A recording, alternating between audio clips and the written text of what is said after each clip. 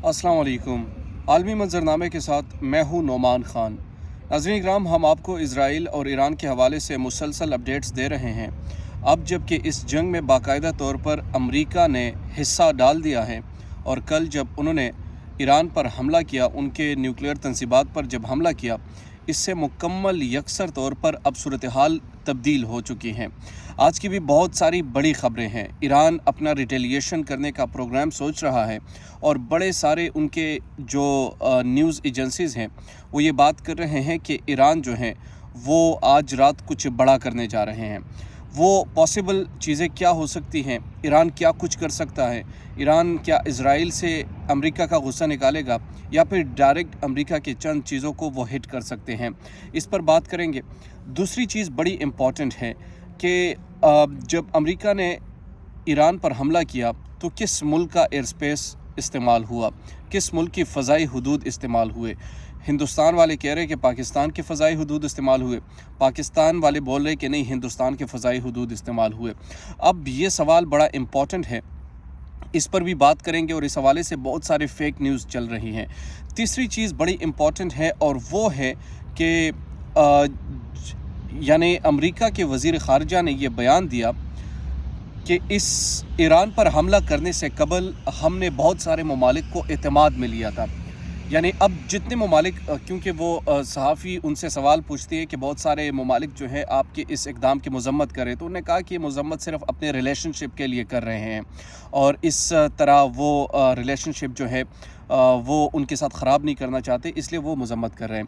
आखिर में हम आपको बताएंगे, एक वीडियो बड़ी सोशल मीडिया पर वायरल है और वो वीडियो मुख्तलिफ़ किस्म की सोशल मीडिया पर चल भी रही हैं, जिसमें ईरान ये दिखा रहा है कि उनके जो साइट को नुकसान पहुंचा है, तो वो नुकसान किस कदर उनके लिए आप कह सकते हैं कि होशरुबा साबित हो सकता है। तो उस पर बात करेंगे और आखिर में हम आपको बताएंगे कि रियासत जो है जनरल ख़ास तौर पर DGSPR को ये बयान क्यों देना पड़ा कि जहाद का ऐलान सिर्फ रियासत कर सकती है, कोई फ़र्द नहीं कर सकता। क्या पाकिस्तान में फिर से जितने भी हमारे मौलवी हजरात हैं उन्होंने क्या जिहाद करने का प्लान बना लिया है, वो आखिर में हम आपको बताएंगे। सबसे पहले आगाज़ करते हैं, जो अमेरिका के वज़ीर ख़ारिजा की स्टेटमेंट है वो बहुत ही ज़्यादा इम्पॉर्टेंट है और वो स्टेटमेंट उन्होंने ये कहा कि जितने भी ममालिक जो मज़म्मत कर रहे हैं, जिसमें सऊदी ममालिक है, जिसमें पाकिस्तान है, जिसमें दीगर जितने ममालिक हैं, सऊदी अरब और मिडल ईस्ट के बाकी जो ममालिक हैं, वो सब के तुर्की की जानिब से मज़म्मत की ख़बर आई। तो उनसे जब ये पूछा गया कि ये ममालिक जो आपके मज़म्मत कर रहे हैं, और इस पर उन्होंने जवाब दिया कि मज़म्मत वो करेंगे लेकिन हमने इनको ऑन बोर्ड लिया था। उनको ये मालूम था कि हम ईरान के जौहरी तंसीबात पर हमला करेंगे। और इसके बाद उन्होंने जब उनसे सवाल किया, ख़ास तौर पर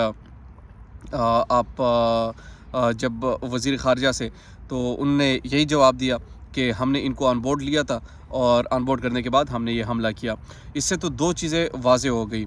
एक तो ये कि ज़ाहिर सी बात है, अगर वो ये बात कर रहे हैं तो उन्होंने पाकिस्तान को भी ऑन बोर्ड लिया होगा और पाकिस्तान या उस मीटिंग में ही ये कहा होगा जनरल सैयद आसिम मुनीर से कि जनाब मोहतरम हम ऐसा करने जा रहे हैं, और इस तरीके से उन्होंने ये हमला किया होगा। लेकिन पाकिस्तान ने किसी को इस हवाले से कोई ऐसी ख़बर नहीं दी और उन्होंने मज़म्मत का एक बयान तो जारी कर दिया, मगर उसी मज़म्मत, देखो ये अमेरिका का ये चाल है, वो आपको एतमाद में भी लेते हैं, बाद में आपको बदनाम भी करते हैं। तो ये मुनाफिकत जो है रियासतों में, ख़ास तौर पर अमेरिका में भी और हमारी रियासत यानी पाकिस्तान में भी ये मुनाफिकत है, वो ऐसे भूले भाले बन जाएं कि नहीं हमें तो नहीं पता था, हमें तो, हालांकि हर चीज़ में इनको ऑन बोर्ड लिया जाता है।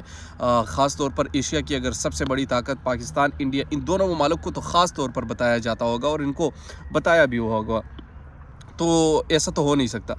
अब दूसरी चीज़ बड़ी इम्पॉर्टेंट वो ये है कि जो ईरान ने फ़र्स्ट एक्शन जो लिया, वो ख़ास तौर पर जो उन्होंने अपनी समंदरी स्पेस बंद करने की जो धमकी दी और पार्लियामेंट ने मंजूरी भी दे दी वहाँ से, उससे दुनिया में एक भौचाल तो आ सकता है, क्योंकि उससे चाइना, रशिया, ख़ास तौर पर अमेरिका, यूरोप, ये सारे कंट्रीज़ उससे अफेक्ट होंगे اور ایک اکنامک ڈیزاسٹر آ سکتا ہے اس چیز سے، اور وہ کنٹرول جو ہے وہ دریائے ہرمز جو ہے وہ خاص طور پر چونکہ ایران کے اس سائڈ پہ ہیں، اور اگر وہ بند ہو گیا تو وہ اکنامک ڈیزاسٹر اتنا آ چکا ہے۔ ابھی صرف بات ہوئی ہے اور پیٹرول اور دیگر جتنے بھی آئل ہیں اس کے پرائسز میں ایک انکریز ہمارے سامنے آیا ہے، تو یہ اگر جب ریالٹی میں تبدیل ہوگا تو کس قدر ڈیزاسٹر ہوگا، یہ بڑی امپورٹنٹ چیز ہے۔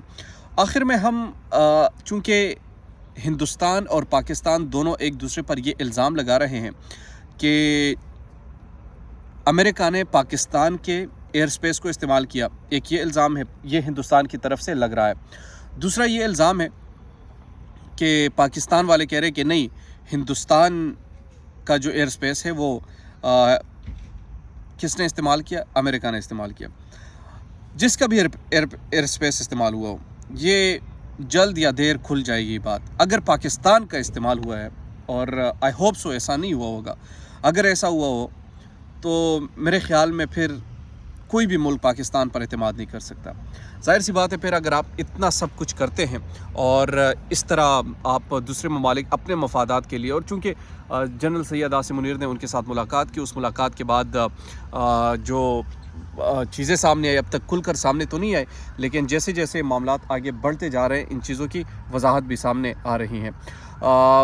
جو دنیا میں اس وقت سچویشن ہے وہ ایران اور اسرائیل کی ہے، اور ایران نے یہ طے تو کر لیا ہے کہ ہم نے ریٹیلیشن کرنی ہے۔ اب ریٹیلیشن کی دو پاسبل چیزیں ہو سکتی ہیں، ایک تو وہ دریائے ہرمز جو ہے وہ بند کر سکتے ہیں، اس میں پارلیمنٹ نے منظوری دے دی۔